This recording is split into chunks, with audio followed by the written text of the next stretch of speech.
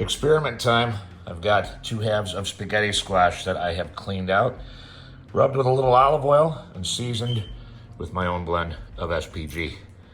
Now these kids are going into the oven at 350 degrees, cut side down, for about 50 minutes. After 40 minutes, it's come out to cool. I've got some bacon rendering to make some little bacon crisp bits, and I've got a green onion chopped up.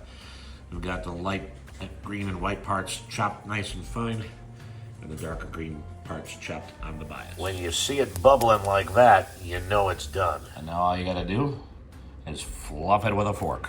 You see how easy. See how easy, but I gotta do it with 2 hands. Yeah. Dressing these kids up, we've got some bacon and some of the white and light green onion parts, and you see I've created a couple of cavities in each one. After cracking the eggs in, we topped it with the rest of the crisped bacon and some cheese. Marble Colby. And now it's going back into a 350 degree oven for about 10 to 12 minutes. Here we are. Just out of the oven. Eggs have set nicely. Cheese is melted beautifully. These kids look amazing.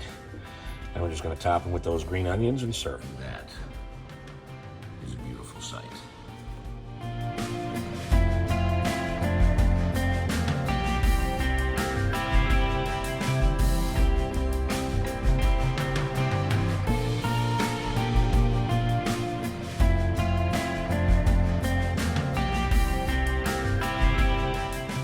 See this gorgeous runny egg yolk, making for a beautiful sauce that'll just mix perfectly with this. So there it is. Look at that bite.